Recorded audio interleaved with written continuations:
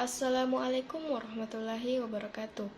Kali ini saya akan membawakan materi dengan tema perspektif Gen Z terhadap penggunaan bahasa Indonesia. Perkenalkan, nama saya Yuspita Ramadhani, NIM 24690106010 dari Prodi Pendidikan Biologi. Judul materi yang saya akan bawakan yaitu Perspektif Generasi Z terhadap eksistensi bahasa Indonesia di abad ke-21. Generasi Z merupakan penerus generasi milenial. Pew Research Center mengatakan bahwa definisi dari generasi Z adalah orang yang lahir tahun 1997 ke atas, yang tumbuh dengan teknologi internet dan media sosial. Tumbuh di era teknologi digital menjadikan generasi ini sebagai pengguna teknologi dan cenderung antisosial. Generasi Z juga merupakan penduduk asli dari era digital sejati saat ini.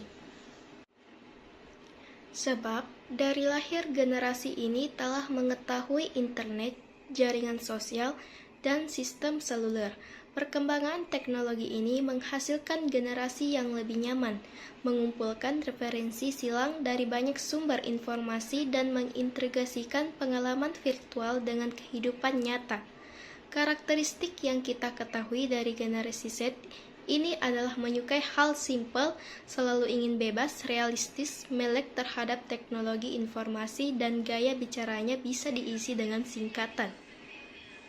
Generasi Z ini jarang sekali menggunakan bahasa Indonesia yang baku karena dianggap tidak gaul dan tidak modern.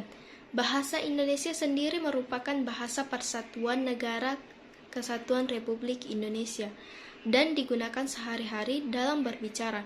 Namun demikian, bahasa Indonesia setiap daerah mengalami perkembangan berdasarkan adat istiadat masyarakatnya dan bahasa serta budaya masing-masing daerah mengalami perubahan. Bahasa Indonesia sebenarnya memiliki aturan tersendiri, seperti yang dijelaskan dalam KBBI, Kamus Bahasa Indonesia. Buku ini menunjukkan kepada kita bagaimana menggunakan bahasa Indonesia dengan baik dan benar, mulai dari kata baku, tanda baca, tanda hubung, antonim dan sinonim, serta konjungsi antar kalimat. Sayangnya, banyak orang Indonesia yang tidak menyadarinya. Penggunaannya dalam kehidupan sehari-hari sangat jarang dan bahasa bakunya tidak terbiasa digunakan. Pemikirannya bahasa baku hanya digunakan dalam acara formal saja, bukan dalam kehidupan sehari-hari. Nah, kita masuk di pembahasan. Sudah lama masyarakat tidak menggunakan bahasa Indonesia yang baku dalam kehidupan sehari-hari, terutama pada generasi Z. Ini yang sekarang terbilang lebih muda dan lebih suka menggunakan bahasa yang lebih mudah baginya, namun bahasa Indonesia yang baku masih diimplementasikan dalam kegiatan formal seperti proses belajar mengajar di sekolah, rapat, acara, debat, dan sebagainya. Sebagian pemuda dan pemudi dari generasi Z yang sangat menggemari tulisan dan masih menggunakan bahasa Indonesia yang baku dalam karya yang dibuatnya, mulai dari novel, puisi, atau hanya kalimat-kalimat mutiara. Di luar hal itu, generasi Z biasanya menggunakan bahasa nonformal dalam percakapan sehari-hari, bukan zaman saja yang berkembang, namun bahasa juga. Banyak kosakata baru yang tidak formal yaitu dikategorikan sebagai bahasa prokem. Hal lainnya yaitu bahasa asing yang mudah dipelajari oleh masyarakat. Keduanya itu merupakan ancaman bagi eksistensi bahasa Indonesia yang baku. Namun, selama bahasa Indonesia masih diajarkan sejak dini, eksistensinya masih dapat diselamatkan. Kosakata yang populer dan masih sering dipakai dari bahasa prokem adalah nyokap, yang berarti ibu. Hal ini menunjukkan bahwa penggunaan bahasa yang tidak baku sudah menjadi kebiasaan yang mendarah daging. Masyarakat lebih suka menggunakan bahasa prokem karena terkesan santai daripada bahasa baku yang terkesan kaku. Meskipun sebenarnya itu terkandung pada kebiasaan penggunaan bahasa sehari-hari, sama dengan karakteristiknya, generasi Z suka berkomunikasi dan tentunya mereka suka menggunakan bahasa yang bebas. Salah satu faktor mereka menyukai komunikasi adalah keasyikannya dalam menggunakan berbagai macam kosakata nonformal yang memiliki keunikan tersendiri. Mereka pun sering menciptakan kosakata-kosakata sendiri yang menurut mereka keren. Kosakata tersebut biasanya lahir dari humor masyarakat yang dituangkan dalam kalimat. Selain itu, dapat juga lahir dari ketidaksengajaan seseorang mengucapkan sesuatu kata unik yang lama-kelamaan dipakai karena menjadi kebiasaan. Nah, sebagai contoh yang sedang viral pada saat ini yaitu kalimat "kamu nanya" yang dipopulerkan oleh salah satu pembuat konten di aplikasi TikTok, yaitu Alif atau Dilan Cepmek. Akibat video yang viral itu, banyak masyarakat terutama generasi Z yang menggunakan kata-kata tersebut dalam percakapan sehari-hari. Padahal kata nanya itu bukan bahasa baku dan tidak terdapat di KBBI. Nah, jadi kesimpulannya yaitu eksistensi bahasa Indonesia pada generasi Z terancam karena mereka cenderung menggunakan bahasa nonformal dalam kesehariannya dan hanya sebagian dari mereka yang paham akan bahasa Indonesia yang baku.